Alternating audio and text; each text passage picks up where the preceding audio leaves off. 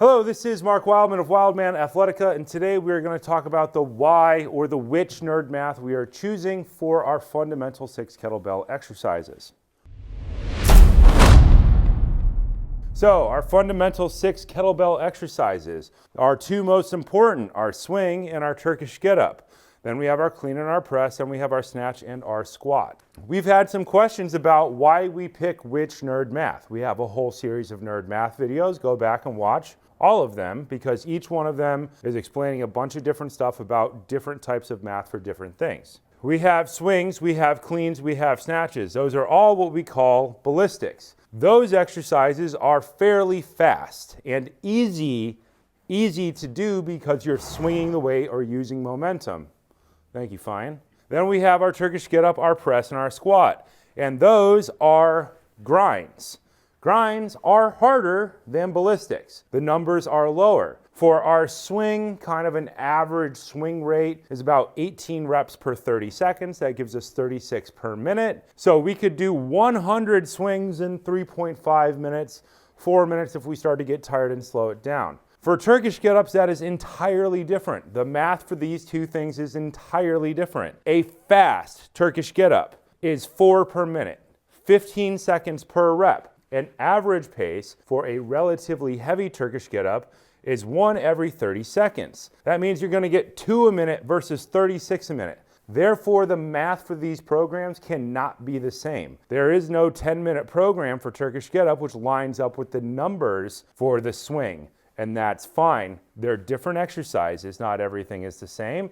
Each one has its own individual math. If you were to do 100 Turkish get-ups, it usually takes about 50 minutes versus 3.5 minutes. Therefore, the programs that they go on cannot be the same. They're vastly different exercises with vastly different rates. We're going to use the word rate because we're defining this by minute. Cleans are kind of like swings. They're a bit slower because they have a fixed position at the top. Cleans are 20 to 25 per minute.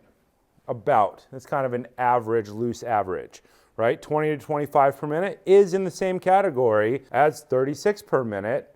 Presses are grinds. They are much harder than cleans are to do high reps of. You can do 100 cleans, no problem. Same thing. You can do 25. It take you about 4 to 5 minutes to do 100 cleans. To do 100 presses, you need to be really good.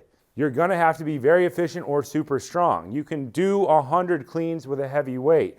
You cannot do 100 presses with a heavy weight. So clean and press, once again, we have our ballistic and our grind. They have two different types of math. They both still run on volume cycles though. If you put clean and press together, we do a reverse ladder because that's the easiest way to do it, because presses are the limiting reagent, as we call it. We're stealing terms from science in order to come up with that term.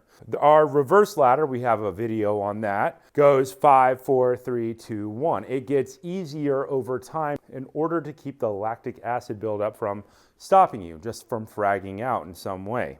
Our snatch is a high rep per minute activity, 20 to 25, like our clean, 20 to 25, like our swing, 36-ish per minute. So we run that on volume cycles. Squats are a grind. And there are a bunch of different versions of the squat. We could do a whole video just on squats, but they are once again slower. So think about, we're picking our nerd math based on whether or not something is a ballistic or a grind. If it's a clean and press and they're added together, then we're treating it like a grind because the ballistic part, the clean, is actually the easy part. The ballistic part, the clean, is a reset for the press over and over and over again. So think about that when you're thinking about which math you're choosing for what exercise, even if it's not kettlebells, if it's not these fundamental 6. Think about the rate. How fast can you do them and how hard are they? We're doing this for intermediate weights, and this holds up pretty well for weights not above 32K for men and probably not above about 24K for women. If it gets above that, then a lot of this stuff changes, but the ideas still fundamentally stay the same. A grind is still a grind. A ballistic is still a ballistic. The rates of ballistics will always be faster than they will be for grinds. If you can do 100 swings with a 32K, and you could do 100 straight presses with a 32K, you would be a complete monster. Swings are the easy exercise compared to the press. The Turkish get-up is a hard exercise compared to almost anything because there are 8 fundamental steps inside of each Turkish get-up. In a press, it's go up, go down. In a Turkish get-up, it is floor press, shoulder roll, elbow roll, hand position, half get-up, draw your leg back, orient your body straight up, stand all the way up, and then do a press to reset, and then do it all in reverse. There's a lot of steps in a Turkish get-up, so it takes a lot of time. We will think about this for other activities in the future. A lot of activities don't have this type of distinction because a lot of things like gym activities, everything is a grind.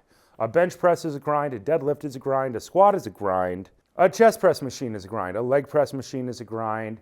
The only ballistics that exist really in gym training are med balls, but then you would follow the same type of idea again. Med balls happen super fast. Wall balls are a fast activity. They are a ballistic and they keep going. Med ball floor slams are a ballistic activity and they keep going. So when you're thinking about anything that you're doing, think about them in this way. It kind of holds up for everything. There's a couple of exceptions. If you're thinking about Bulgarian bag, think about most of it is ballistics, or the way I treat it. There are some grinds, but a lot of them are ballistics. Ballistics are the ones that we like to work on a lot because they have a lot of athletic development in a short period of time because you can get so many reps and they are focused on power. They are always a speed-based activity. There is no way to do a kettlebell swing slow and have it still be a swing. If you did it slow, it would just be a deadlift and you would have changed it fundamentally. Same thing is true of a snatch. There's kind of no way to do a slow snatch, whether it's a barbell snatch or a kettlebell snatch or a club bell snatch or a hydro core snatch. They all have to be fast. They are all ballistics. So volume cycles can hold up for those pretty well. Next time we're going to talk about heavy light cycling because there have been a lot of questions about heavy light cycling and how to do that, and we'll erase this board and we'll just write down a bunch of stuff and we'll draw a bunch of lines back and forth in order to show you how we're jumping back and forth between heavy and light for each one of these things. So think. Everything has its own nerd math. Everything has its own heavy light cycle as well. Once you understand these ideas, you can kind of keep training forever and you can kind of apply these ideas to almost anything.